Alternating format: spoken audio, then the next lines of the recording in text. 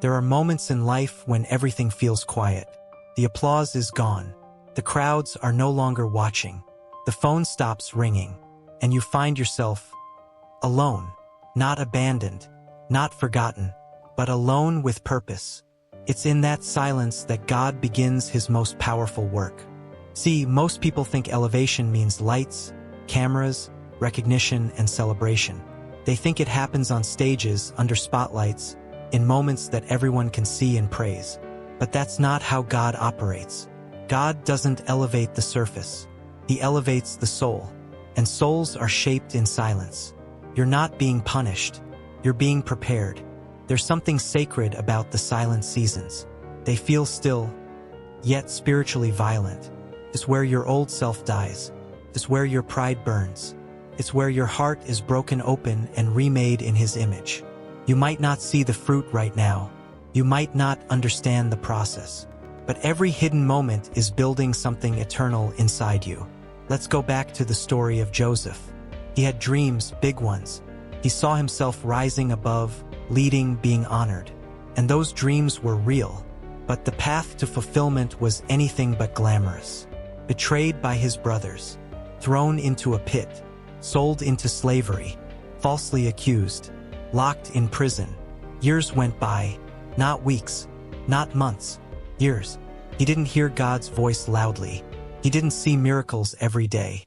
What he saw was betrayal, silence, and struggle. But through it all, God was not absent. He was working underground, rooting Joseph deeper than ever. Because when the storm comes, only trees with deep roots survive. And God was building Joseph's roots in silence. So when the time came, when the moment finally arrived, Joseph didn't rise with ego. He rose with humility, wisdom, and power. He was ready because he had been shaped in the dark. The same goes for you. That job opportunity that didn't come through, that relationship that ended, that project that flopped, that door that never opened, God saw it all. And He allowed the silence, not to punish you, but to protect you.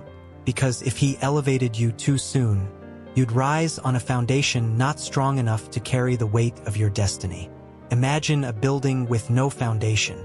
It looks good for a moment, then the wind comes, the storm hits, the world shakes, and it collapses. That's what happens when we rise without being rooted. That's what happens when the process is rushed. God's not interested in giving you a platform if the platform will destroy you. He's not interested in giving you influence if your identity isn't secure in Him yet. He's not interested in giving you more if you haven't learned to steward the little. So what does He do? He hides you. He puts you in the back room. He puts you behind the curtain. He puts you in the wilderness, where there's no clapping, no recognition, just discipline, obedience, testing, and faith. And if you can be faithful there, if you can remain grounded, hungry, and faithful in the silence, then when the time comes, you'll be ready. You see, elevation is not about arrival. It's about becoming. Becoming the version of you that won't break when pressure hits. Becoming the version of you that won't lose yourself in success. Becoming the version of you that can carry the weight of influence with integrity. So if you're in a silent season, don't despise it. Don't try to escape it. Don't beg for the spotlight. Ask instead, God, what are you building in me? What are you refining? What are you stripping away? Because when you finally rise, and you will, it won't be by accident. It won't be by manipulation. It won't be by luck. It will be the result of obedience in private, faithfulness in the quiet, discipline when no one was watching, prayer when it felt like no one was listening. God sees what others don't. He honors what others ignore. When David was chosen as king, he wasn't even invited to the ceremony. His own father didn't consider him worthy. He was out in the fields with the sheep worshiping in secret. But God saw him. God heard his songs in the pasture. God saw his heart behind closed doors. So when the prophet came, and all the qualified brothers were lined up, God said, "No, not this one, not that one," until finally David was called in. And God said, "That's him." That's elevation in silence. That's what favor looks like. It doesn't scream. It doesn't announce itself. It just is. When it's your time, nothing can stop it. When it's God's will, no man can block it. When it's divine elevation, you don't have to fight for the seat. God will bring the seat to you. But until then, stay low, stay faithful, stay hidden. Let God do the heavy lifting. Let Him shape the parts of you that the world doesn't see. Because what the world doesn't see, God always does. And what He builds in silence will shake the world when it's revealed. So be patient, be still, keep going, keep praying, keep preparing, keep showing up. Even when it feels like no one's watching, because God is. You are not behind. You are not forgotten.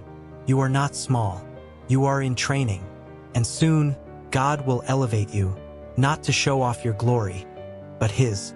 So don't chase stages. Don't force doors open. Don't compare your timeline to others. Their highlight reel is not your blueprint. Let God write your story in silence. Because when He speaks your name, the silence will break. And the world will see what heaven has known all along. You were chosen, you were called, you were refined, you were ready, and now you rise, not with noise, not with pride, but with the quiet strength of someone who's been in the fire and didn't break. God is not late, He's strategic, He's not distant, He's precise, and when He elevates you, it will be undeniable, it will be unstoppable, and it will be eternal. So let them overlook you, let them forget you, let them doubt you, because while they sleep on you, God is preparing you, and soon, they won't just hear your name, they'll see the evidence, and it will all point back to the silence where it started, where God turned you into a weapon,